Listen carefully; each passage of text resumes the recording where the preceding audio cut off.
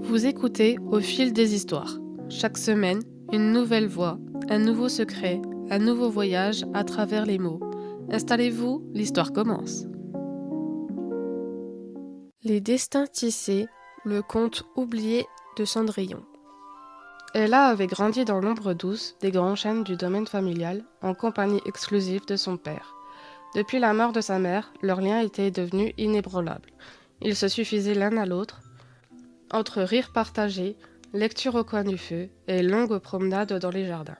Mais depuis quelques mois, elle sentait un changement. Lord Armand semblait souvent pensif, le regard perdu par-delà les collines dorées. Un soir d'automne, alors qu'il dînait sous les lueurs des chandelles, il prit la main de sa fille dans les siennes, l'air grave. « Ma chère Ella, j'ai rencontré une femme remarquable. Je compte l'épouser. » Le cœur d'Ella se serra.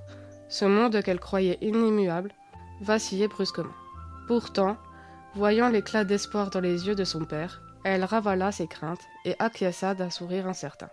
Quelques semaines plus tard, Lady Tremaine arriva au domaine accompagnée de ses deux filles, Anastasie et Javotte. Dès leur descente de la calèche, elle sentit une froideur s'installer dans l'air. Lady Tremaine, vêtue de soie sombre, avait un regard perçant, méthodique. Ses filles, elles, observaient Ella avec une curiosité dédaigneuse. « Voici donc la petite Ella » murmura Lady Tremaine, l'air faussement aimable. La semaine qui suivit fut un chaos feutré. Lady Tremaine, sans élever sa voix, imposa peu à peu ses manières, ses goûts et ses exigences. Les serviteurs autrefois si familiers avec Ella se mirent à marcher sur des œufs. Anastasie et Javotte, bien qu'encore jeunes, traitaient Ella avec une condescendance sournoise, la réduisant au rôle d'un invité dans sa propre maison. Le jour du mariage arriva vite, presque furtivement, comme si l'événement devait être dissimulé sous un voile de convenance. La cérémonie modeste se tint dans la chapelle du domaine. Lord Armand, vêtu de son habit d'apparat, semblait rajeuni par le bonheur. Ella, droite dans sa robe bleue, retint ses larmes, non pas par la jalousie, mais par un étrange pressentiment.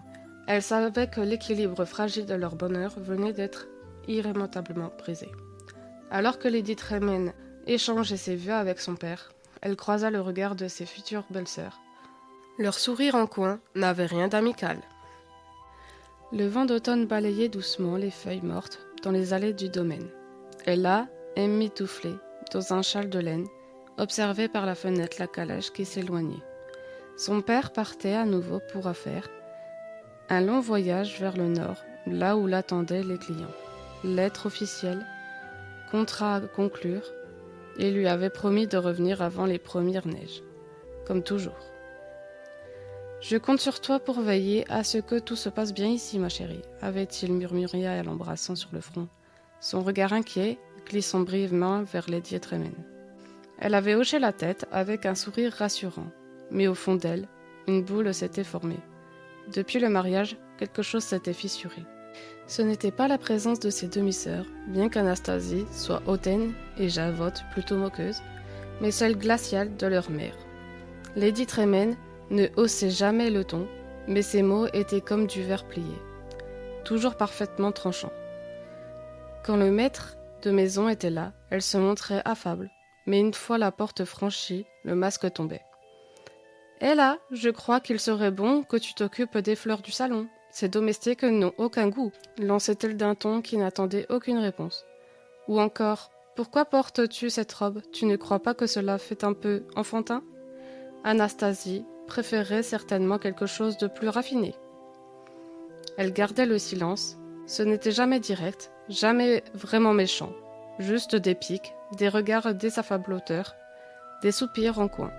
Et elle obéissait, pour ne pas faire de vagues, pour que son père, fatigué par ses voyages, ne s'inquiète pas davantage. Un soir, alors qu'elle lisait, près de la cheminée, elle entendit Lady Tremaine parler à voix basse à l'intendante. « Cette petite croit encore que tout lui appartient. Elle apprendra.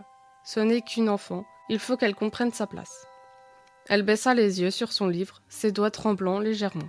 Sa place, elle l'avait toujours crue naturelle ici. C'était sa maison, son père l'avait construite pour elle, pour eux. Mais désormais, elle avait l'impression de déranger. Et pourtant, lorsqu'il rentrait, tout redevenait simple. Il l'accueillait avec son sourire tendre. Il lui apportait des souvenirs de voyage, une écharpe d'Italie, un carnet brodé, une plume rare, et la prenait à part pour lui parler de tout et de rien. « Je sais que ce n'est pas facile, mais elle vous appréciera avec le temps, » lui soufflait-il, parfois en lui caressant la joue. Elle hocha la tête, elle mentait juste un peu, pour lui. Les jours s'étaient étirés comme des fils de soie tendus, brillants en apparence, mais fragiles au moindre choc. Depuis le dernier départ de son père, elle sentait les choses glisser doucement. Rien de brutal, juste une transformation lente, comme un hiver qui gagne. Au début, Lady Tremaine avait formulé ses demandes avec une politesse froide. « Pourrais-tu t'occuper du linge ce matin ? Les domestiques semblent débordés. » Mais bientôt, les demandes devinrent des instructions, puis des obligations. On ne lui demandait plus, on l'informait. « Les fenêtres n'ont pas été faites aujourd'hui. Anastasie a besoin de son corset recousu. Tu sais où est l'aiguille ? Javotte ne supporte pas que son bain soit tiède. Veille à ce que l'eau soit parfaite. » Et elle s'exécutait sans bruit, sans plainte. Dans la grande salle à manger, elle ne s'asseyait plus à la table principale. Lady Tremaine avait évoqué d'un ton léger que ce ne serait plus simple ainsi. Les habitudes de ses filles étaient très précises. Elle n'avait rien dit. Ella avait déplacé son assiette un soir dans l'office. Et depuis, elle y restait. Les domestiques, bien qu'attachés à la jeune fille, n'osaient pas s'interposer. Lady Tremaine gérait le personnel avec une main de fer, et son regard suffisait à faire taire toute tentative de révolte. Un après-midi d'automne, Ella allait dans la roseraie, en train de tailler les buissons fanés, les mains écorchées et rougies par le froid. Elle leva les yeux vers la maison. Dans le grand salon, Anastasie jouait du piano. Javotte essayait une nouvelle robe devant un miroir. Lady Tremaine lisait impassible, un thé fumant à portée de main. Aucune d'elles ne remarqua la silhouette dans le jardin. Ella a eu un pincement au cœur. Elle n'était pas maltraitée, pas battue, pas insultée. Non, elle était ignorée, comme si elle s'effaçait peu à peu des murs de la maison, comme si son existence devenait une ombre, une habitude silencieuse. Et pourtant, quand son père écrivait, ses lettres étaient pleines d'amour. « Je suis si heureux de savoir que tout se passe bien. Lady Tremaine me dit que tu es charmante et aidante avec tout le monde, comme tu as grandi. » Elle lisait ces mots avec un sourire figé. Elle ne voulait pas le blesser. Elle ne voulait pas qu'il rentre plus tôt, fatigué, inquiet. Elle préférait porter ce silence sur ses épaules. Seule, mais au fond, elle sentait que quelque chose s'éteignait en elle. Une lumière, un feu. Et elle ignorait encore si elle arrivait à le rallumer un jour. L'hiver s'était installé, enveloppant la demeure familiale d'un silence feutré. Les murs semblaient retenir leur souffle, comme s'ils redoutaient d'éveiller ce qui sommeillait derrière les regards et les sourires. Depuis plusieurs semaines, elle s'était résignée à sa nouvelle routine. Réveillée à l'aube, elle allumait les feux, préparait les déjeuners, s'occupait du linge, pendant que Lady Tremaine et ses filles dormaient, encore bercées par le confort. Les tâches qu'elle accomplissait étaient devenues un rituel quotidien, toujours plus exigeant, toujours plus invisible. Pourtant, ce matin-là, quelque chose changea.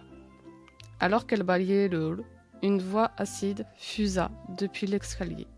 « Tu as oublié de cirer les derniers paliers, je viens de glisser !» Anastasie, drapée dans une robe de chambre soyeuse, la toisa d'un air outré. Javotte derrière elle éclata de rire. « On devrait lui mettre une clochette, comme ça on saura quand elle ne travaillera pas. » Ella, balayée en main, baissa les yeux. L'humiliation ne la blessait plus autant qu'au début. Elle s'était tissée une carapace, mais ce jour-là, le ton était plus moqueur, plus tranchant. Lady Tremaine descendit à son tour. Elle n'eut pas un mot pour Ella, seulement un regard glacial. « Je suppose que tu n'as pas terminé les draps. Tu es bien lente, Ella. Tu nous avais habitués à mieux. » La jeune fille ouvrit la bouche, prête à répondre, mais se ravisa. À quoi bon ? Ce fut dans la cuisine, plus tard, qu'elle sentit la colère monter. Pas contre elle, contre elle-même. Elle qui avait toujours essayé d'être douce, de rester fidèle à l'éducation de son père. Elle réalisait à présent qu'aucune gentillesse ne suffirait à combler le vide qu'elle voulait imposer. Lady Tremaine ne portait plus de masque. Son autorité était désormais froide, assumée.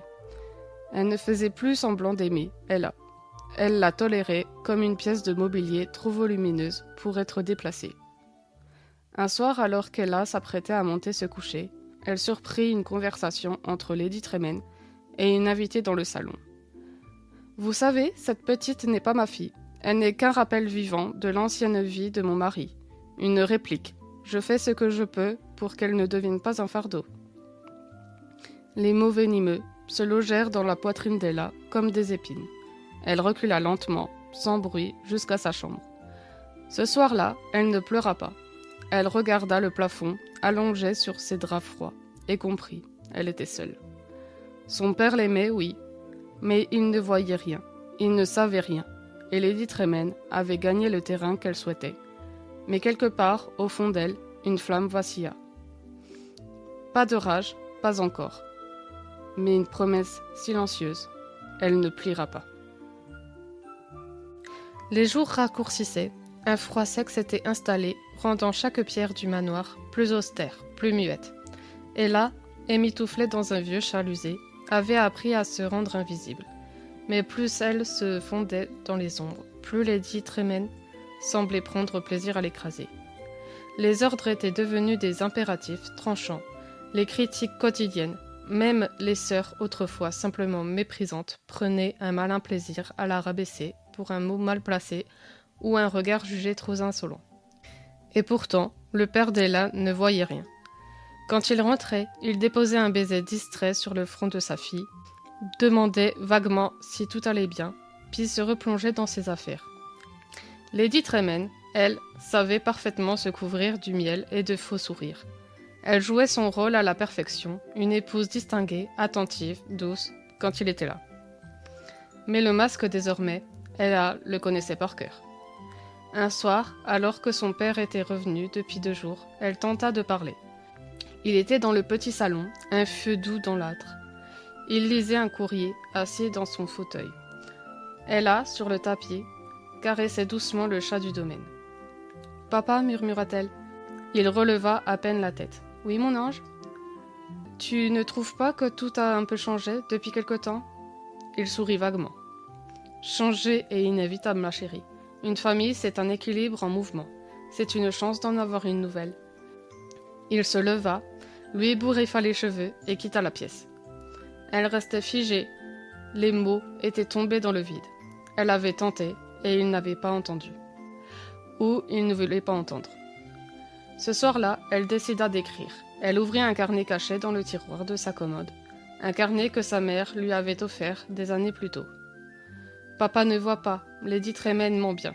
Moi je me tais, je deviens l'ombre de moi-même et pourtant, je sens quelque chose en moi changer. Ce n'est pas de la haine, pas encore. C'est comme une distance, comme si j'étais en train de m'éloigner de ce monde-là doucement, sans faire un bruit. » Elle referma le carnet avec précaution.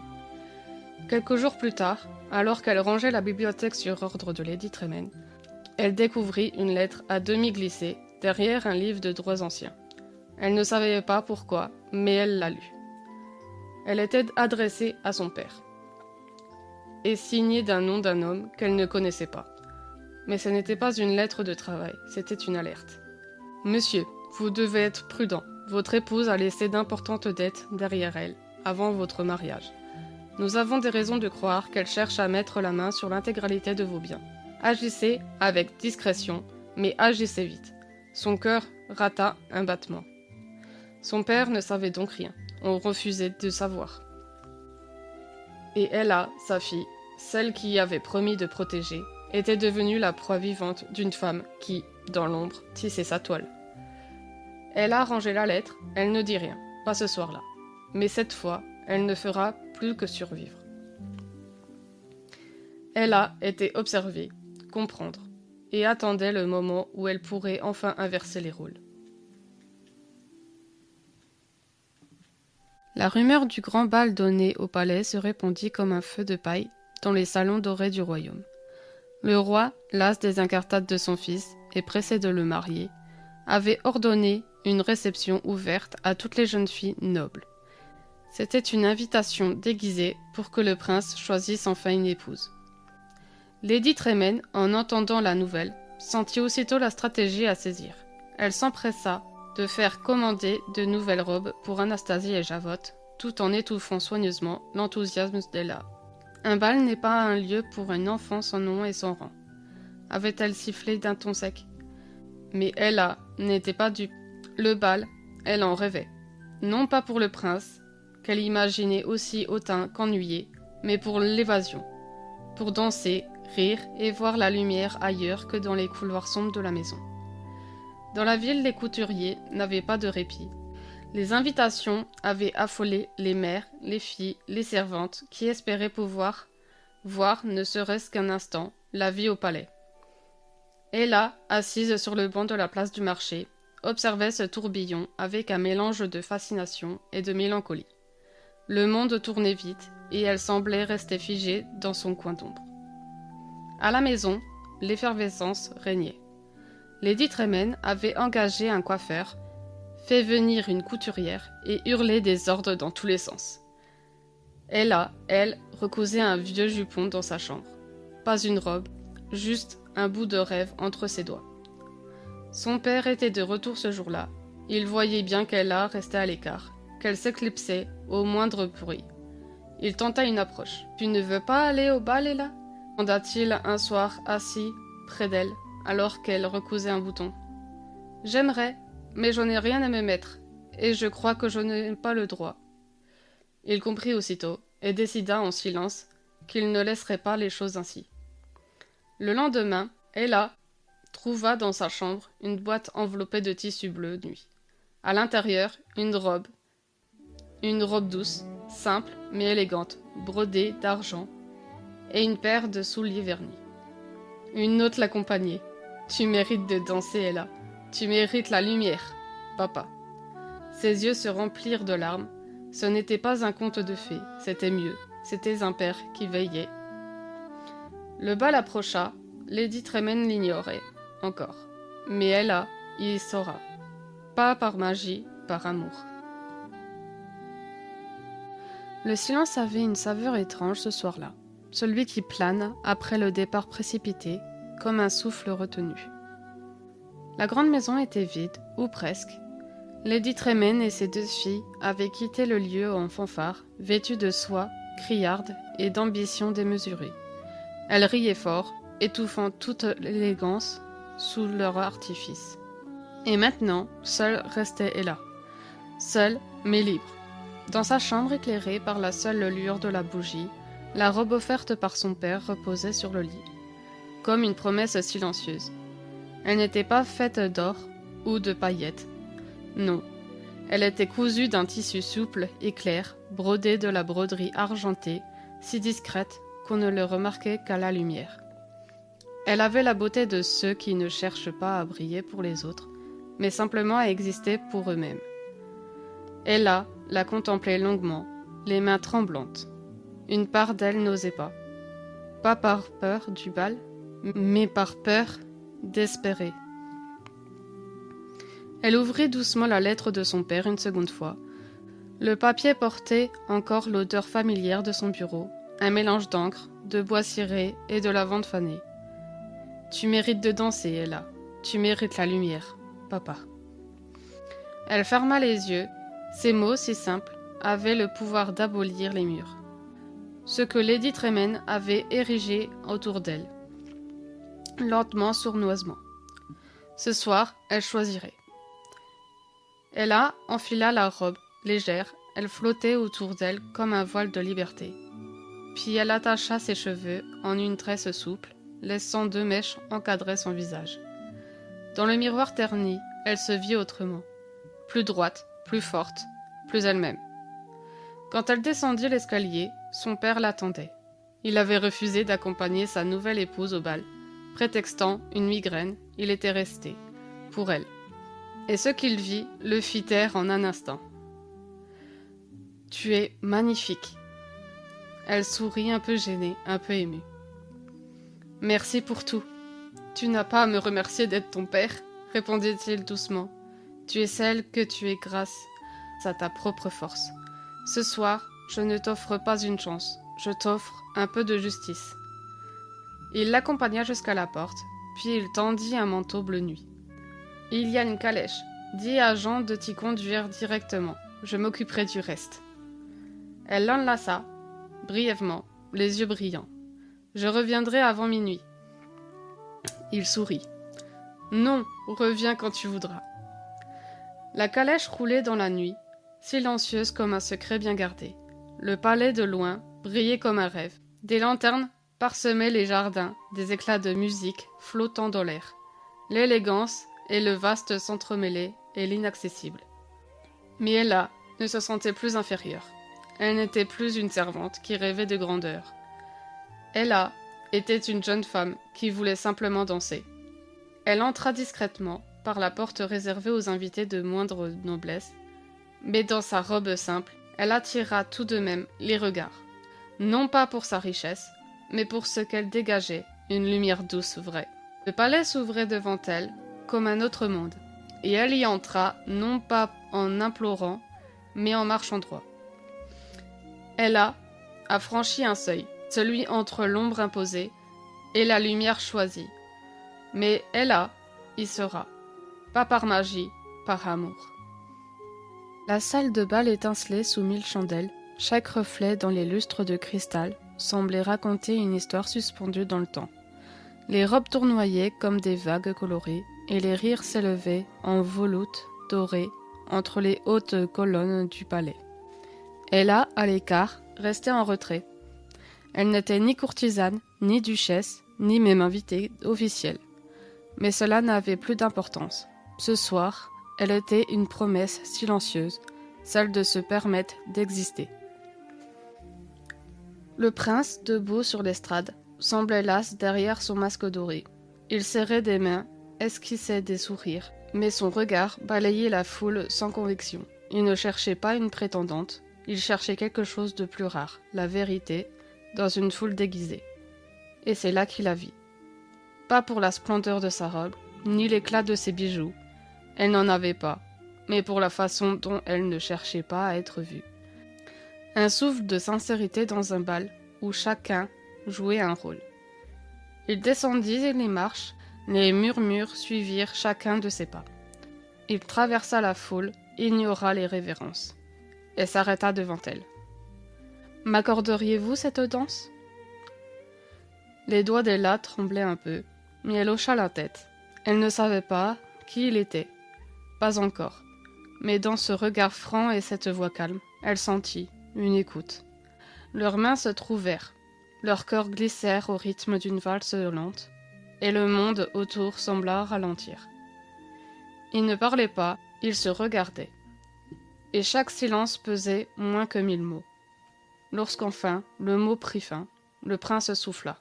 « Je vous ai cherché toute la soirée sans savoir que je vous cherchais. Et moi je suis venu sans savoir que je vous rencontrerais. » Il sourit. « Resterez-vous encore un peu ?» Mais déjà l'horloge sonnait 10 heures. Elle baissa les yeux. « Je ne suis pas celle que vous croyez. »« Alors dites-moi qui vous êtes ?» Elle sourit doucement. « Une invitée du hasard et du courage. » Elle s'éloigna avant qu'il ne puisse répondre, pas en fuyant cette fois, mais pour garder le mystère intact. S'il voulait la retrouver, il la cherche pour ce qu'elle était, et non pour un nom. Le prince la regarda partir, l'ombre d'un espoir dans le regard. Il ne savait ni son nom, ni son rang. Mais il savait une chose, ce n'était pas un rêve, c'était réel. Sous les masques, 2 âmes se sont reconnues, mais la vérité ne peut rester cachée éternellement. Le lendemain du bal, le domaine des Trémènes vibrait d'une excitation étrange. Les demi-sœurs jacassaient sans cesse, persuadées d'avoir été remarquées, tandis que Lady Trémène, plus silencieuse, observait Ella avec un soupçon nouveau dans les yeux. Ella, dans la cuisine, épluchait des pommes en silence.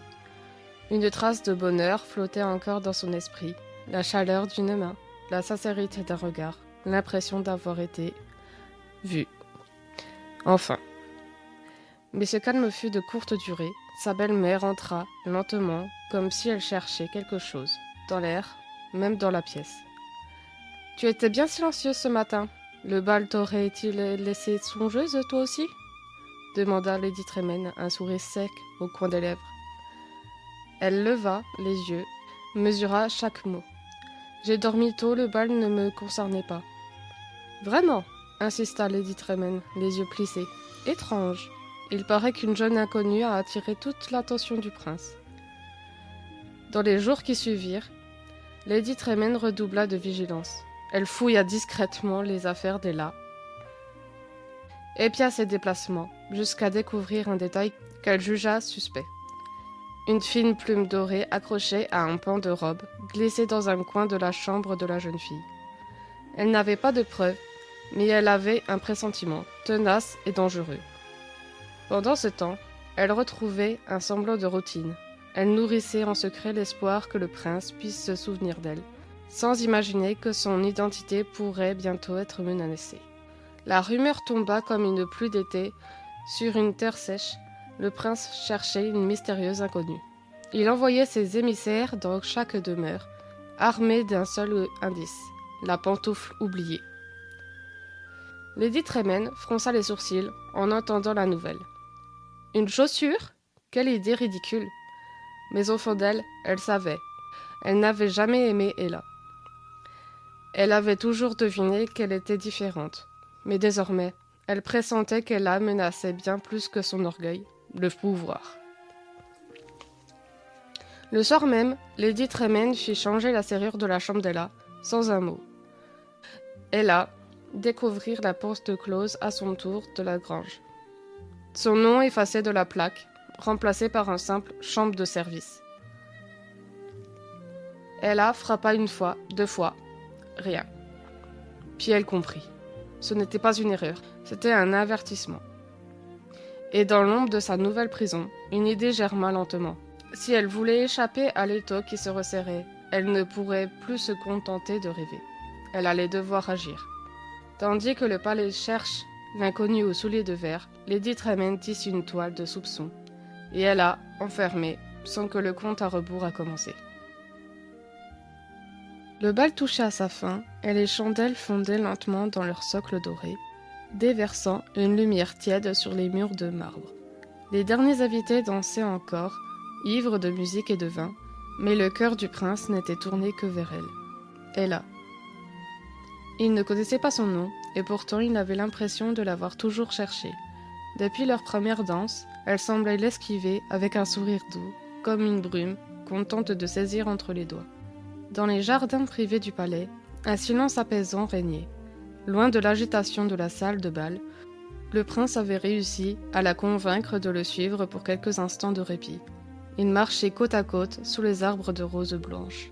La lune projetait leurs ombres sur des pierres claires, et le bruissement de feuilles mêlées à leurs pas hésitants emplissait le silence. « Vous dansez comme si vous étiez faite pour cela, » dit-il enfin, la voix douce. « Et pourtant, on dirait que vous échappez à chaque regard. » Elle tourna légèrement le visage, comme surprise par sa justesse. Elle baissa les yeux, caressant du bout des doigts une fleur à moitié éclose. « Je ne suis pas certaine d'avoir ma place ici, murmura-t-elle. « Mais pourquoi ? Je vois bien que vous brillez plus fort que toutes ces lanternes réunies. » Elle sourit, tristement. « C'est justement ce qui me fait peur. » Le prince la regarda, un froncement d'incompréhension barrant son front. « Ce n'est pas que je ne veux pas être ici. C'est que je n'ai pas le droit de m'y sentir bien, » poursuivit-elle, la voix plus basse. « Mon monde n'est pas celui des bals, ni des palais. Je suis venue par hasard, et chaque seconde passée ici est un mensonge que je m'autorise. Et si ce n'était pas un mensonge ? Et si vous étiez simplement là où vous devez être ? » Elle recula d'un pas, comme si la vérité de ces mots la frappait en plein cœur. « Ce serait trop beau, souffla-t-elle. » Un silence s'installa. Le prince voulut la retenir, l'interroger, la comprendre. Il sentait qu'elle lui échappait, non pas physiquement, mais dans ce qu'elle taisait. Elle portait un secret, quelque chose de lourd, quelque chose qu'elle ne pouvait pas lui dire. Et pourtant, il ne voulait pas la brusquer. Il ressentait une émotion rare, presque sacrée, qui le poussait à la patience et à l'écoute. Alors, puis-je au moins connaître votre nom ? Mais déjà l'horloge du palais sonna. 1, 2, puis 3 coups. Il était presque minuit. Le visage d'Ella pâlit. « Je dois partir !»« Attendez !» Elle s'inclina légèrement, son regard plongé dans le sien. « Merci pour cette soirée. » Et avant qu'elle n'ait pu répondre, elle tournait les talons, courant à travers les galeries comme un souffle de vent. Le prince restait seul, au milieu des rosiers, perdu dans une confusion douce et amère. Elle ne lui avait rien dit, et pourtant, elle avait tout laissé derrière elle. La nuit avait dérobé Ella au palais, le carrosse avait redevenu citrouille, ses gants de soie en haillons, et sa fuite, précipitée, n'avait laissé qu'un éclat, une pantoufle de verre abandonnée, sur les marches royales. Le prince l'avait ramassée avec une délicatesse infinie, comme on recueille la dernière page d'un rêve. Autour de lui, les gardes avaient accouru, confus. Mais il restait figé, le regard rivé sur cette fragile trace. « Elle est partie », murmura-t-il, plus pour lui-même que pour quiconque. Ce n'était pas un départ, c'était une disparition. Et dans son cœur, un élan nouveau naquit, il la retrouverait. Le roi tempêtait déjà depuis l'aube. Un bal ruineux, aucun nom, aucune alliance. Ce n'était pas ainsi que les contes se terminaient. « Tu es prince, tu choisis une épouse, pas une énigme », lançait-il entre deux gorgées d'hydromel. Mais le prince n'écoutait plus. Il avait convoqué le grand chambellan. « Faites passer un décret, que chaque jeune femme du royaume essaie cette pantoufle. Elle seule me dira la vérité. » « Sire, avec tout le respect, une pantoufle ? De verre, précisa-t-il. Et unique. Si elle lui va, alors je saurai. » Ella avait regagné la maison avant le lever du jour. L'adrénaline avait laissé place à un silence lourd, un vertige intérieur. Elle revivait chaque seconde, la danse, ses mots, son regard. Puis la fuite. Dans la cuisine, Ella frottait sans forcer une poêle déjà propre. Lady Tremaine entra, suivie d'Anastasie et Javotte, qui gloussaient comme des pies. « Vous avez entendu la nouvelle ? Un messager royal passe demain dans notre région, cria Javotte. Le prince cherche sa mystérieuse inconnue, dit Anastasie avec un ton mielleux. Lady Tremaine, elle fronça les sourcils. Inconnue ? Comment une fille du peuple a-t-elle pu s'infiltrer au bal ? Elle tourna lentement les yeux vers Ella, silencieuse. Tu n'aurais pas une chose à nous dire, Ella ? Le cœur de la jeune fille s'accéléra, mais elle se contenta de secouer la tête. Non, madame. La belle-mère l'observa encore un instant, puis souriant faussement, elle répondit. Dans ce cas, prépare-nous nos robes. Demain, nous avons une pantoufle à enfiler. Seule dans sa chambre, elle ouvrit la trappe secrète, où elle avait glissé la seconde pantoufle. Elle la caressa du bout des doigts, c'était bien réel. Tout cela l'était. Mais pouvait-elle vraiment espérer reprendre sa place dans un monde où elle n'avait le droit d'exister librement ? Et surtout, que ferait Lady Tremaine si elle découvrait la vérité ? La grande pièce aux boiseries sombres était baignée d'une lumière tamisée, filtrée par des lourds rideaux de velours rouge. Le crépitement de feu dans la cheminée semblait ponctuer chaque mot. Lady Tremaine, assise face à Ella, son regard d'acier, voilé d'une lueur rare, presque humaine. « Tu crois me connaître ?» commença Lady Tremaine, sa voix basse et mesurée. « Mais ce que je vais te dire te surprendra. » Ella, le cœur serré, s'approche au moindre signe de vulnérabilité derrière la façade glacée de sa belle-mère. Elle avait toujours cru que la cruauté de Lady Tremaine venait d'une simple volonté de domination, d'un désir de contrôler et d'humilier. Mais cette nuit, quelque chose allait changer. Avant d'être Lady Tremaine, poursuivit-elle, j'étais une femme pleine d'espoir, une jeune fille avec des rêves comme toi. Un souffle, un frémissement, comme si ce masque de froideur se fissurait pour la première fois. J'ai aimé un homme qui m'a aimé en retour. Mais la société ne nous a jamais permis d'être heureux. Elle a senti un poids dans la gorge. Elle avait imaginé des histoires, mais jamais celle-ci. Mon amour était interdit, il venait d'un rang inférieur. Mais notre cœur n'a jamais connu de barrière, jusqu'à ce que ma famille le découvre. Lady Tremaine ferma les yeux un instant, la mâchoire crispée. Ils ont tout détruit. Ils ont brisé notre avenir, et pire encore, ils m'ont brisé moi. Sa voix s'émoussa, révélant une douleur profonde et lentement enfuie. C'est à partir de ce moment-là que j'ai appris que la société ne laissait aucune place à la faiblesse. Surtout chez une femme. Il faut se durcir, montrer les dents, sinon on disparaît. Elle a senti une boule d'émotion monter en elle. Ce secret expliquait cette amertume, cette rage qu'elle avait toujours perçue chez Lady Tremaine. Mais au-delà de la cruauté, elle entrevoyait une femme prisonnière des chaînes invisibles de son époque. « Tu crois que je suis méchante parce que je suis née ainsi ?» reprit Lady Tremaine. « Mais en vérité, je suis juste une victime, une femme qui a dû apprendre à survivre dans un monde où son cœur n'avait aucune valeur. » Un silence s'installa entre elles, lourd et chargé des non-dits. Elle comprit alors qu'elle n'était pas seule dans cette cage dorée, que derrière chaque masque, chaque regard noir, il y avait une histoire de lutte, de désespoir, de rêves brisés par les attentes imposées aux femmes. Elle baissa les yeux, puis leva la tête avec une nouvelle force, un nouveau respect. « Peut-être que nous sommes toutes piégées, » murmura-t-elle, « mais ça ne veut pas dire que nous devons abandonner. » Lady Tremaine lui adressa un regard presque reconnaissant, une alliance silencieuse née de la douleur partagée. Et dans cette nuit feutrée, entre flammes dansantes et ombres complices, elle comprit qu'un secret pouvait parfois être la clé pour transformer la peur en espoir. Le palais semblait si silencieux après le bal. Ella, assise seule dans les grandes serres aux vitres embuées, observait les premières lueurs de l'aube colorer le ciel d'or et de rose. Tout autour d'elle, les fleurs s'éveillaient lentement, comme si la nature elle-même retenait son souffle. Le prince, lui, avait ouvert son cœur.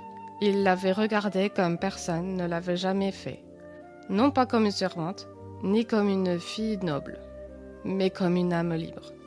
Il lui avait murmuré qu'il l'aimait, qu'il la choisirait, qu'importe son nom ou son rang.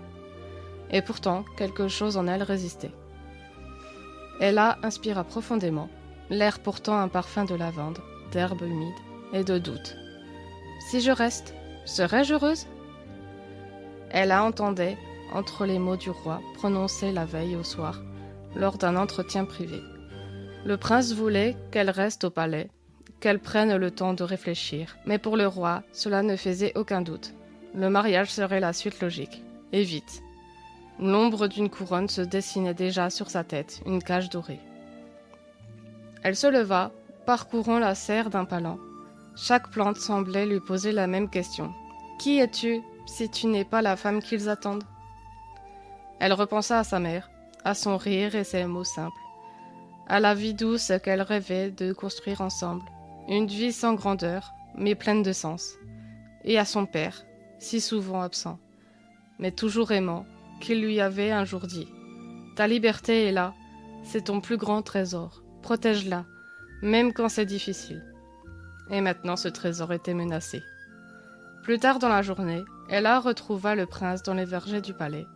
Il l'attendait, un livre à la main, visiblement nerveux. Lorsqu'il l'aperçut, il sourit, mais ce sourire vacilla en voyant l'intensité dans son regard. « Tu es venu, dit-il doucement. « Oui, souffla-t-elle. Un silence s'installa, ni gênant, ni douloureux. Un silence chargé de vérité. « Je dois te dire quelque chose, reprit-elle. J'ai toujours voulu voir le monde, marcher seule dans les villes inconnues, écrire mon histoire loin des attentes des autres. » Le prince hocha la tête, l'écoutant avec attention. « Et moi, je voulais juste que quelqu'un me voie pour qui je suis, répondit-il, pas pour mon titre, et avec toi, je l'ai enfin ressenti. » Ils se regardèrent, pas comme deux amants déchirés, mais comme deux êtres lucides. « Si je reste, je me trahirai, murmura-t-elle. Mais si je pars, j'ai peur de te perdre. » Il tendit la main, qu'elle prit sans hésiter. « Alors pars, et reviens, si c'est ce que tu veux.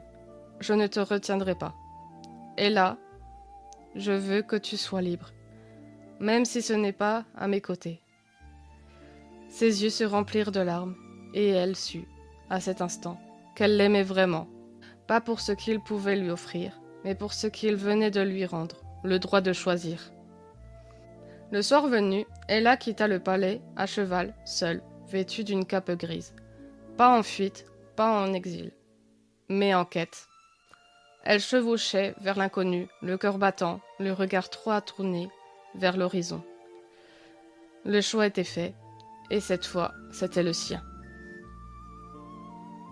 Le soleil du matin filtrait à peine à travers les rideaux épais du salon, lorsque Javotte, d'un pas pressé et nerveux, fit irruption dans la pièce, une lettre chiffonnée dans les mains. Sa robe mal boutonnée traînait derrière elle, comme si elle avait quitté sa chambre en catastrophe. « Anastasie, regarde, c'est pour Ella !» souffla-t-elle, les joues rouges d'excitation et de doute mêlés. Assise devant la coiffeuse, sa sœur haussa un sourcil, peu impressionnée. « Encore un billet doux de ce palefrenier, rêveur du marché ?»« Non, cette fois-ci, c'est lui, » dit Javotte, en désignant le cachet royal brisé d'un bout de doigt. « C'est le prince. » Un silence pesant s'installa.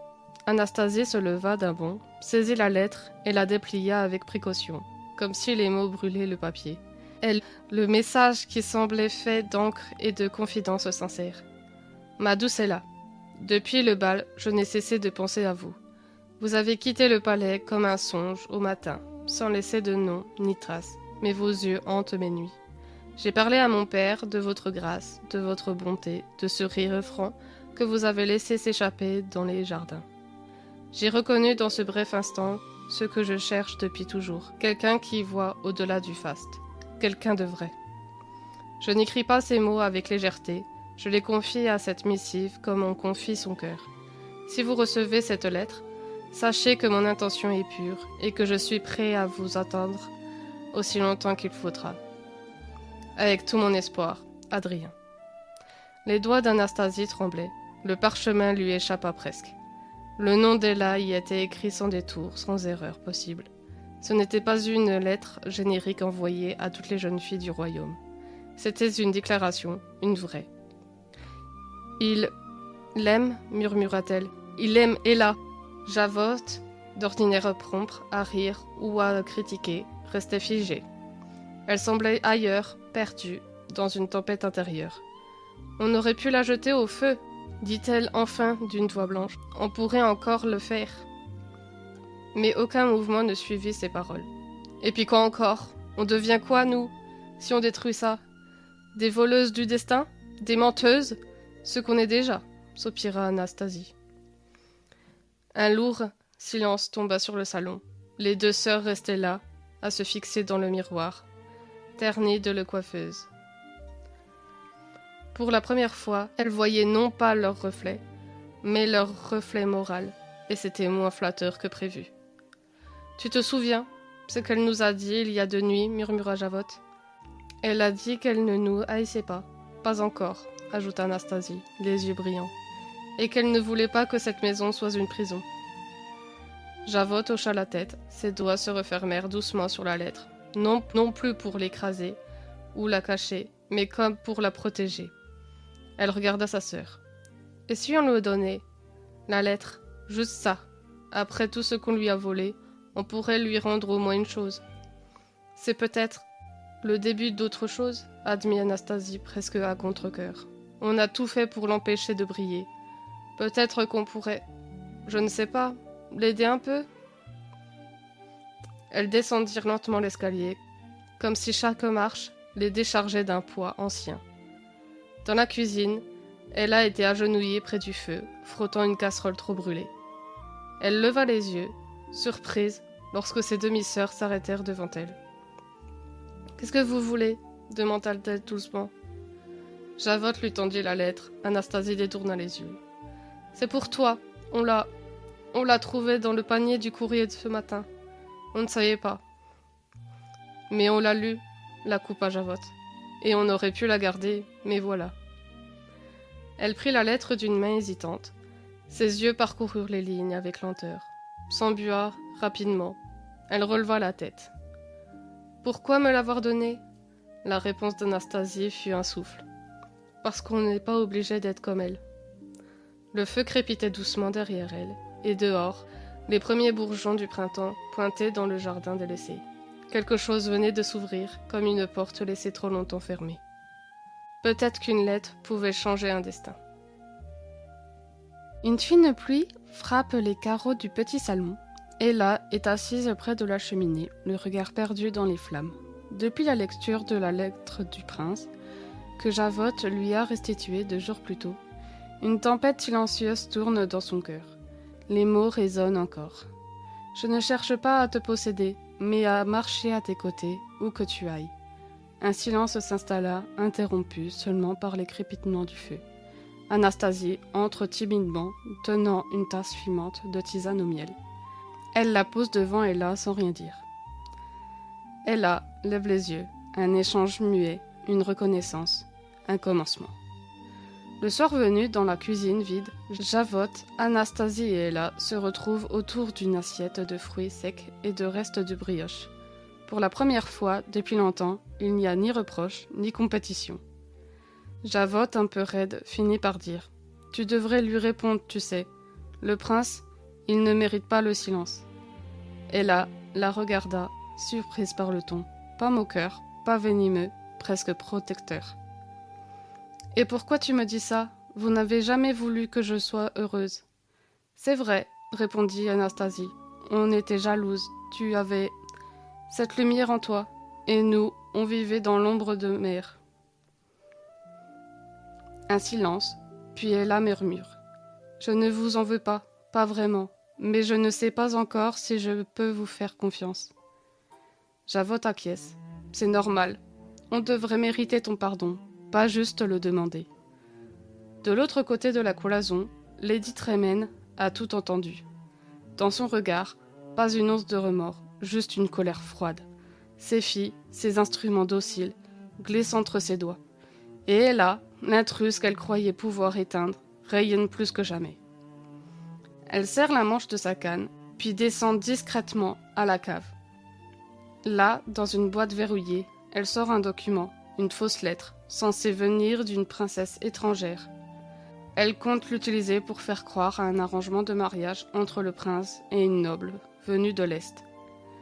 Un dernier plan pour briser Ella, une bonne fois pour toutes. Le lendemain matin, Anastasie glisse un petit mot sous la porte d'Ella. « Si tu veux qu'on t'aide à voir le prince, on est prête.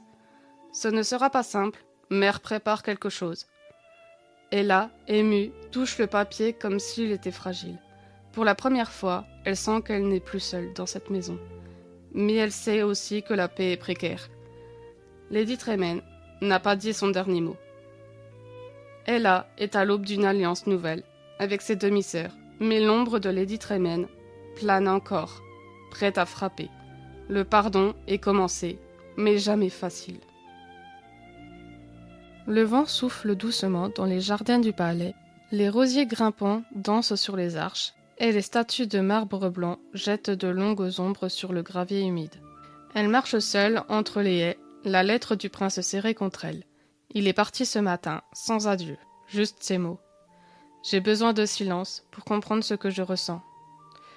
Elle les comprend, mais la douleur est là, malgré tout. Pas un rejet, juste une pause, une distance. Assise au bord d'une fontaine couverte de mousse, elle ferme les yeux. Le chant d'un oiseau s'élève, fragile, mais libre. Et soudain, au lieu de pleurer, elle respire, profondément. « Et si je commençais enfin à vivre pour moi » murmura-t-elle. De retour chez elle, Ella grimpe au grenier qu'elle n'a pas visité depuis l'enfance. Là, parmi les coffres et les draps poussiéreux, elle retrouve une vieille carte de son père, marquée de ses voyages. Venise, Le Caire, Agra. Elle trace du doigt les itinéraires tracés à l'encre brune, comme si chaque ligne réveillait une partie d'elle, qu'elle avait oubliée. Elle ouvre une malle, une cape de voyage, un carnet vierge, un petit globe cassé. Je partirai aussi, pas pour fuir, pour me retrouver. Elle descend du grenier, avec une nouvelle lueur dans les yeux. Dans sa chambre, à la lueur d'une bougie, elle écrit une lettre au prince. Elle n'a pas l'intention de l'envoyer, mais elle a besoin de poser ses mots. Je t'ai aimé et je t'aime peut-être encore, mais je ne t'appartiens pas, et tu ne me dois rien. Je vais prendre la route que j'aurais dû choisir plus tôt. Si nos chemins se croisent à nouveau, je veux que ce soit librement, sans attente, avec tendresse, et là. Elle plie la lettre, la range dans son carnet, et la regarde comme on regarde une pierre précieuse que l'on décide de ne pas garder. En bas, Anastasie l'observe discrètement. « Tu comptes vraiment partir seule ?» demanda-t-elle. Elle lui sourit doucement. « Je ne serai jamais vraiment seule, j'emporte ce que j'ai appris ici, y compris les bons souvenirs, même ceux avec vous. » Javotte, adossée à l'encadrement, renifle. « Bon, tu nous manqueras, mais on dira que tu es parti chasser des dragons, ça sonne mieux que s'émanciper, non ?» Un éclat de rire commun, pour la première fois vrai. Quelques jours plus tard, à l'aube, elle marche vers les sorties du domaine, sa cape bleue vole au vent. Une besace en cuir au dos, le ciel est clair, elle se retourne une dernière fois. Lady Tremaine, de sa fenêtre, la regarde partir avec une colère muette, mais cette fois, elle n'a plus de contrôle. Elle inspire profondément. « Que le monde m'ouvre ses portes, j'arrive. » Elle descend le chemin vers un futur qu'elle ne connaît pas, mais qu'elle choisit enfin. Elle ne fuit pas, elle avance. Le départ du prince devient le déclencheur de sa propre renaissance. Un choix audacieux, solitaire, mais libre. La maison est encore endormie lorsque Ella descend lentement l'escalier principal. Le parquet craque doucement sous ses pas. Elle porte une robe simple, ses cheveux attachés à la hâte. Dans ses yeux, une paix nouvelle et une détermination inébranlable. Son père est déjà levé, assis dans le salon, une tasse de thé entre les mains. Il la regarde, s'approcher avec ce regard attentif, inquiet et tendre. « Papa, commence-t-elle doucement, j'ai pris une décision. » Il pose sa tasse et attend sans parler. « Je vais partir, voyager, découvrir ce que je suis, ce que je veux devenir, en dehors de cette maison, de cette histoire. » Il la regarde lentement. Le silence se fait lourd, puis il soupire. « Ton cœur a toujours été plus vaste que ces murs, je le savais. Je crois que ta mère aussi l'aurait su. » Il se lève, et malgré l'émotion dans sa voix, il lui sourit. « Je suis fier de toi. » Lady Tremaine, debout dans l'embrasure de la porte, les bras croisés, a tout entendu. « Fuir encore, Ella ? Quelle surprise !» Ella se retourne, calme mais ferme. « Ce n'est pas fuir, c'est partir par choix. Ce que vous n'avez jamais fait. » Lady Tremaine s'avance lentement, venimeuse. « Tu pars, tu perds tout. Cette maison, l'héritage de ton père, ton nom. » Le père d'Ella intervient, froid et digne. « Il n'y a rien à perdre si c'est elle qui choisit. Tout ce qui m'appartient, elle l'a déjà. Ma confiance. » Lady Tremaine tente un dernier tour. « Une jeune fille seule dans le monde, tu seras brisée. Personne ne te protégera. J'ai appris à me protéger, dit Ella, sans trembler. Et je ne serai pas seule. J'aurai mon courage et ma liberté. » Quelques heures plus tard, elle referme doucement sa valise. Dans l'entrée, Javotte et Anastasie la regardent en silence. Javotte et Anastasie la regardent en silence. « Tu vas vraiment le faire ?» demanda Anastasie. « Oui, mais je reviendrai, quand je le choisirai. » Javotte lui tend un petit sac en toile. « C'est ridicule, mais il y a du pain et du sucre, on ne sait jamais. » Un sourire, une étreinte inattendue. Lady Tremaine regarde la scène glaciale, puis elle tourne les talons et quitte la pièce, furieuse. Sous un ciel clair, Ella passe le portail du domaine. Elle se retourne un instant. Son père est là, au loin, qui lève la main. Elle lui rend son geste. Elle avance sur le chemin, le cœur battant. Elle ne sait pas ce qu'elle trouvera, mais elle sait enfin pourquoi elle marche. Le vent d'avril soufflait doucement sur les collines verdoyantes, porteur de renouveau. Le vieux domaine s'était enfin apaisé, plus de cris, plus de tension. Ella s'était redécouverte dans ce silence. Elle passait ses journées à restaurer le jardin, à lire, à écouter son souffle. La solitude ne lui faisait plus peur. Elle l'avait domptée, mieux encore, elle en avait fait une alliée. Depuis des semaines, elle reconstruisait petit à petit ce qu'on lui avait pris, sa confiance, sa sérénité, sa liberté. Chaque jour, elle soignait le jardin envahi par les ronces, apprenait à réparer des objets oubliés et écrivait ses pensées dans un vieux carnet, comme une trace de son éveil. Le silence ne pesait plus, il lui appartenait. C'est alors que le prince revint. Le village était en fête pour l'arrivée du printemps. Les rues s'étaient animées de couleurs, d'odeurs de pâtisserie chaude et de rires d'enfants.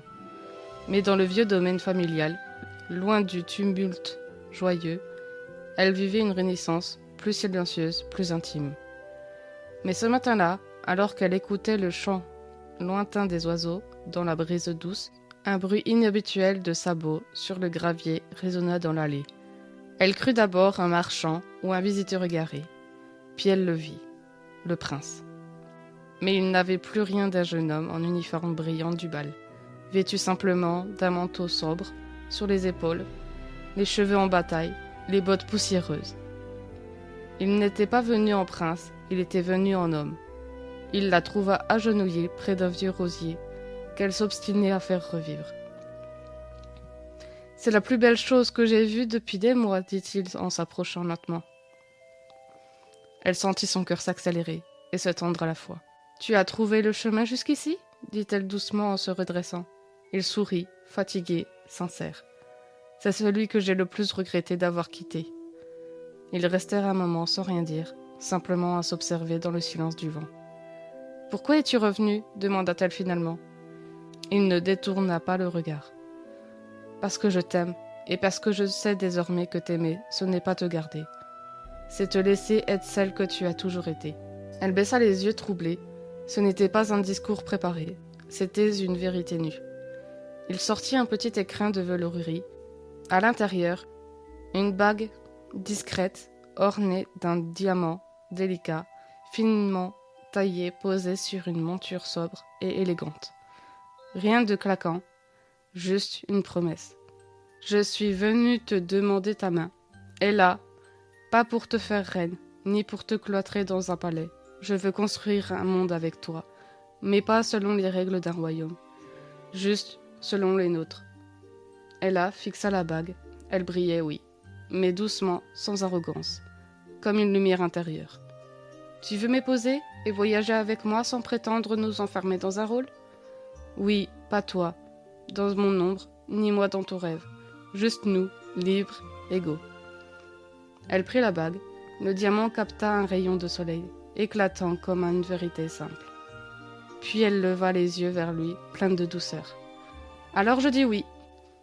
Pas au conte de fées, mais à l'aventure, à la vie vraie, à toi. » Il la serra dans ses bras, rien de forcé, rien d'attendu, juste une étreinte humaine, un silence. Puis elle leva les yeux, et dans son regard, il y avait quelque chose de neuf, une lumière intérieure qu'elle n'avait jamais eue au bal, ni dans les jours d'attente. « Alors partons. Pas tout de suite, pas pour fuir, mais pour découvrir ensemble. » Le prince tendit la main. Elle la prit. Pas comme une promesse éternelle, comme une étape librement choisie. Ils partirent peu après, pas vers un château, mais vers l'inconnu, un voyage choisi, un avenir tissé à deux, librement. Leur histoire ne commençait pas à la fin d'un conte, elle commençait dans le monde réel, là où deux êtres marchent ensemble sans effacer l'un pour l'autre. Le manoir semblait plus vaste depuis le départ d'Ella. Les couloirs ne résonnaient plus de ses pas légers, ni de sa voix chantonnant à mi-mot. Lady Tremaine déambulait dans ce vide, avec un agacement qu'elle ne prenait plus la peine de masquer. L'atmosphère qu'elle avait si longtemps contrôlée lui échappait. Tout lui échappait. Ce matin-là, elle tenait une lettre froissée dans sa main, une réponse officielle du palais. Le prince allait épouser Ella. Mais ce n'était pas ce qui la faisait trembler. Non, c'était une autre chose. Une impression nouvelle, insupportable. L'indifférence. On ne la craignait plus, on ne la consultait plus, on vivait sans elle. Une humiliation publique, une trahison qu'elle n'avait pas vue venir. « Elle n'était rien, murmura-t-elle, les lèvres tremblantes. Une orpheline, une servante. Et maintenant, elle ose. Qu'ils partent tous, murmura-t-elle, glaciale. Qu'ils brûlent dans leurs illusions. » Mais ce n'était pas Ella qui avait changé. C'était le monde autour d'elle. Et Lady Tremaine, elle, restait figée dans un temps qui n'existait plus. Dans la chambre à l'étage, Javotte repliait soigneusement ses robes dans un sac de voyage. Pour la première fois, elle triait elle-même ses affaires, sans servante, sans cri. Elle avait pris le soin de ne garder que ce qui lui plaisait vraiment. Une robe à fleurs simples, une blouse brodée, quelques carnets. Sur la coiffeuse, elle avait laissé une broche en or, le symbole d'un rang qui n'avait plus de sens. Anastasie, elle, était assise sur le rebord de la fenêtre, un carnet à dessin sur les genoux. Elle griffonnait en silence, un modèle de robe de mariée. Mais pas pour une princesse, pour une femme libre, élégante, sans ostentation. Elle ne l'avait pas dessinée pour Ella, elle l'avait dessinée pour elle-même. « Tu crois qu'elle va dire oui ?» demanda Anastasie. « Elle a déjà dit oui », répondit Javotte sans amertume. « Et elle a bien fait. » Un silence long, puis Javotte reprit plus bas. « Je crois que je suis jalouse, pas d'Ella, mais de son courage. »« Tu crois qu'elle nous en veut ?» demanda-t-elle sans lever les yeux. « Je crois qu'elle nous a déjà pardonné, et je crois que je m'en veux plus qu'elle ne le pourrait croire. » Le silence s'installa, chargé de souvenirs, les rires étouffés, les regards méprisants, les moqueries. Et Ella, toujours droite, toujours douce, toujours debout. Lady Tremaine entra dans la chambre sans frapper. Elle aperçut les sacs, les carnets, et comprit aussitôt. Elle se tint alors droite, son regard devenu en un instant dur comme de la pierre. « Où allez-vous » Anastasie leva la tête. « Nous partons, il est temps. » Javotte ferma calmement sa valise. « Vous partez » répéta-t-elle, comme si les mots ne faisaient pas de sens. « Oui, on a trouvé un petit atelier à la ville, et on va apprendre à travailler pour nous-mêmes. » Lady Tremaine eut un rire sec. « Et qu'allez-vous faire ?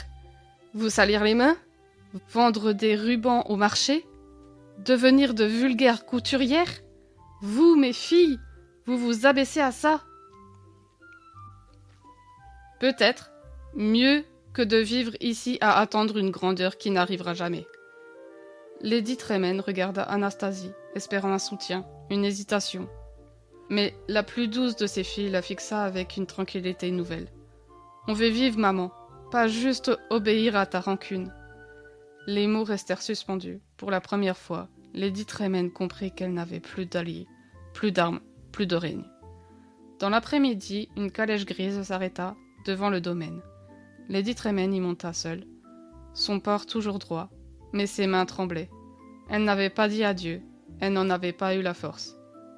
Depuis l'allée, Javotte et Anastasie regardaient la voiture s'éloigner, dans la poussière du chemin. « Tu crois qu'elle reviendra ?» demanda Anastasie. « Peut-être, mais on n'y sera plus. » Elles se regardèrent et pour la première fois, échangèrent un sourire franc, un vrai, sans rivalité, sans amertume. Puis leurs pas s'éloignèrent dans une autre direction. Vers une ville inconnue, un futur incertain. Pas de château, pas de bal, elles ne savaient pas encore ce qu'elles deviendraient. Mais elles savaient une chose, elles ne seraient plus les instruments de rêve déçus de leur mère.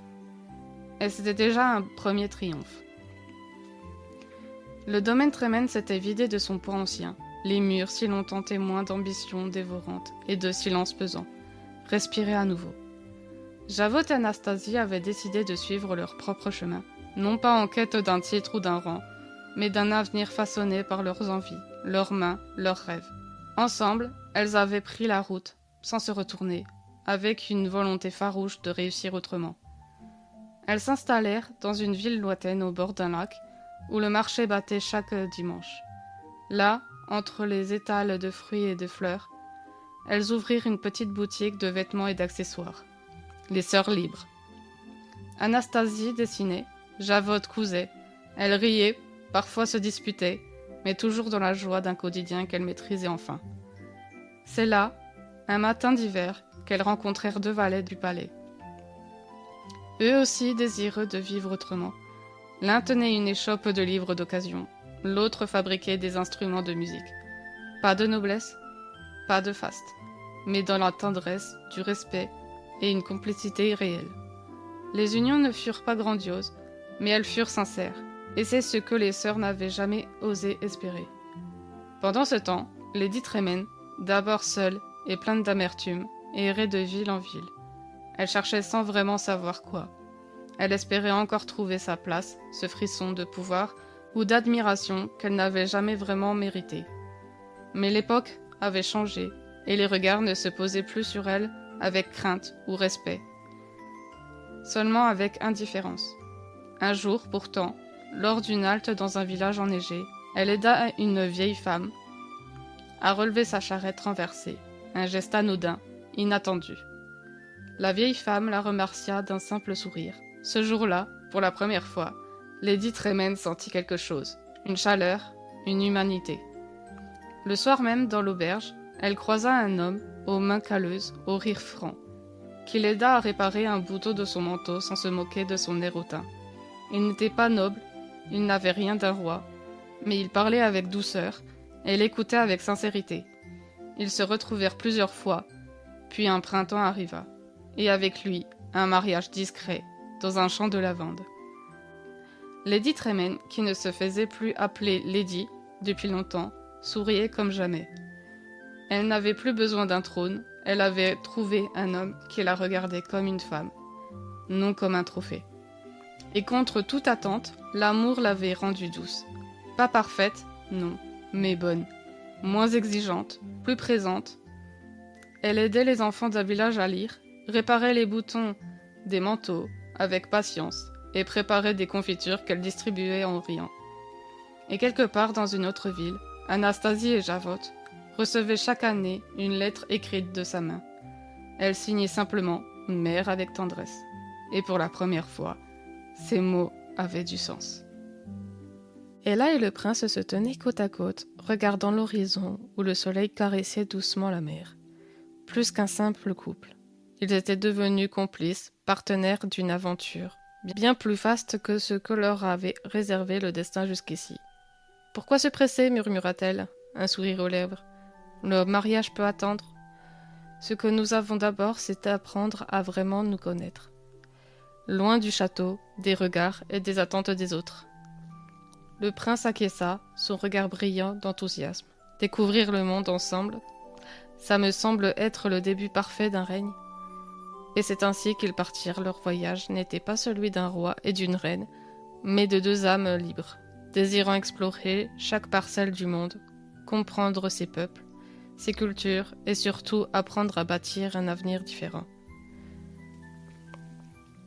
À chaque escale, elle observait, écoutait, échangeait. Elle refusait de perpétuer les vieilles traditions d'un royaume figé, dans des hiérarchies injustes. Elle rêvait d'un royaume où chaque voix compterait, où l'égalité ne serait pas un vain mot. Le prince partageait sa vision.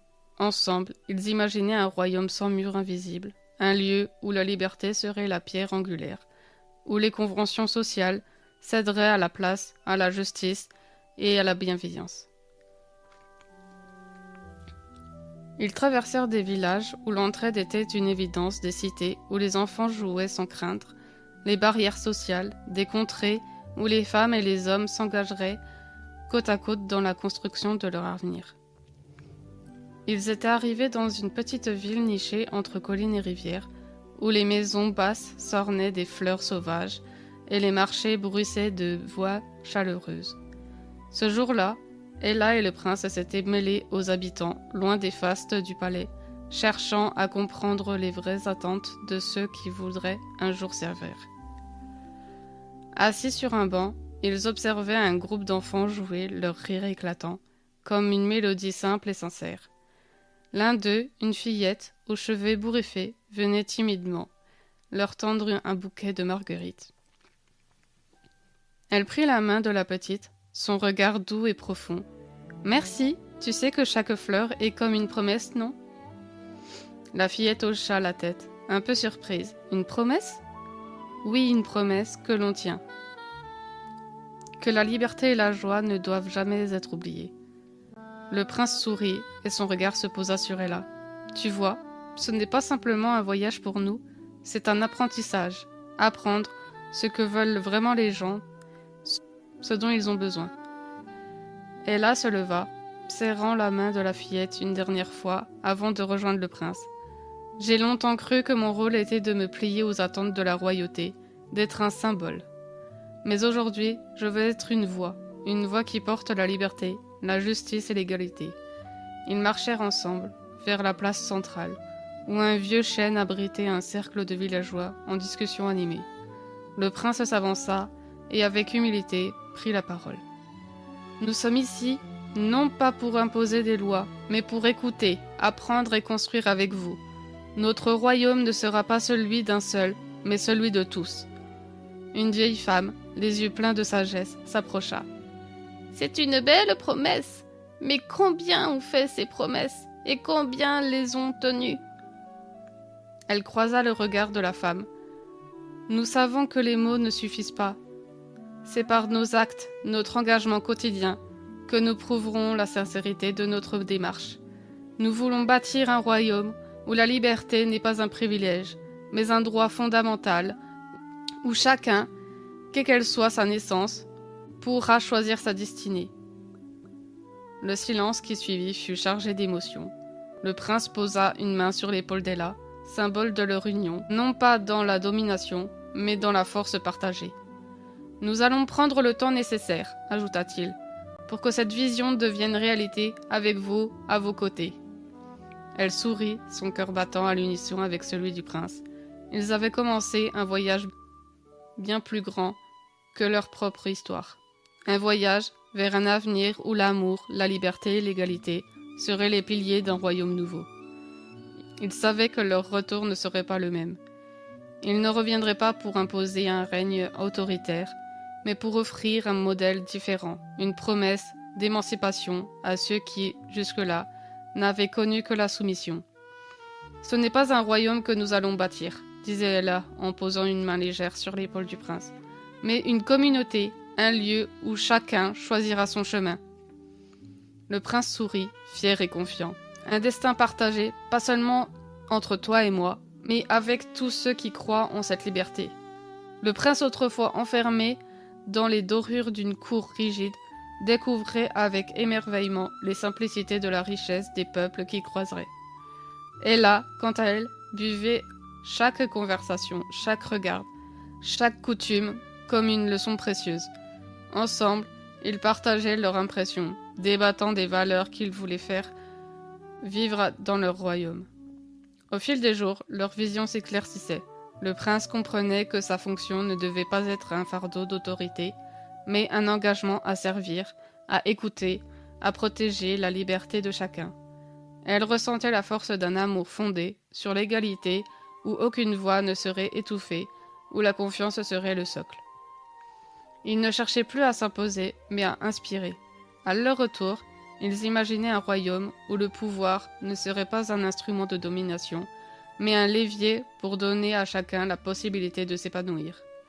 Parfois, le soir, autour d'un feu, ils écrivaient ensemble des textes, des lois, des principes qu'ils souhaitaient voir adoptés. Des idées simples, mais révolutionnaires. Le droit pour chaque individu de choisir sa voie, l'accès égal à l'éducation, la reconnaissance des différences, la suppression des privilèges liés à la naissance. « Nous avons la chance de vivre ce voyage ensemble, disait-il. » disait le prince un soir en tenant la main d'Ella. « Cette complicité est notre force. Nous construirons ce royaume à notre image, libre, juste et ouvert. » Ella sourit, le regard brillant. Ce n'est plus une histoire de princesse et de prince. C'est l'histoire de deux êtres humains qui ont choisi de s'unir dans le respect et la liberté. Leur destin n'était plus dicté par les traditions, mais par leur choix commun. Ils savaient que la route serait parfois difficile, que les résistances seraient nombreuses, mais ils étaient prêts à affronter ensemble ces défis. Le retour au royaume fut à la fois doux et chargé de promesses. Les rues pavées familières et pourtant différentes dans leur perception accueillirent Ella et le prince non plus comme des figures distantes, mais comme des porteurs d'un souffle nouveau. Dès leur arrivée, ils organisèrent une assemblée ouverte, invitant nobles, artisans, paysans et intellectuels à prendre part à la construction de ce royaume partagé. La grande salle du palais, habituellement figée dans ses rituels, s'emplissait d'échos de voix diverses. Elle a ouvert la science avec une énergie nouvelle. Nous sommes ici pour écouter, pour apprendre et surtout pour agir. Ce royaume ne sera pas dirigé par un seul, mais façonné par tous. Le prince, à ses côtés, ajouta : les privilèges liés à la naissance ne doivent plus déterminer le destin de qui que ce soit. Nous voulons instaurer une éducation accessible à tous, des conseils où chaque voix pourra se faire entendre, et des lois qui protègent la liberté individuelle. Les murmures sceptiques ne manquèrent pas. Certains nobles, attachés à leurs privilèges, froncèrent les sourcils. Mais parmi les visages se dessinait aussi une lueur d'espoir. Une artisane, une femme à la voix ferme, prit la parole. « Il est temps que nos talents soient reconnus, que nos idées comptent. Si vous êtes prêts à entendre, nous sommes prêts à construire. » Elle sourit, sentant la force de cette alliance naissante. Les semaines suivantes furent intenses. Le palais se transforma en un véritable lieu de dialogue et de travail. Des commissions mixtes se formèrent, composées de représentants de toutes les classes. En redéfinissant les règles, on abolissait les lois injustes, on écrivait de nouvelles chartes de liberté. Le prince et Ella marchèrent souvent ensemble dans les jardins, parlant de leurs rêves devenus chantiers. « Ce n'est pas un chemin facile », confia le prince un soir, observant le ciel étoilé. « Mais c'est le bon. » Elle posa ses mains sur les siennes. « Ensemble, nous pouvons faire tomber les murs invisibles. Le pouvoir doit être un pont, pas une barrière. » Et peu à peu, le royaume se métamorphosa. Les habitants retrouvèrent confiance, les anciens antagonistes laissèrent place à des collaborations sincères, les femmes eurent enfin un rôle politique reconnu, les enfants d'ouvriers et de paysans accédèrent à l'éducation et la justice prit une nouvelle dimension. Au cœur de ce renouveau, l'amour d'Ella et du prince brillait comme un exemple vivant d'égalité et de respect.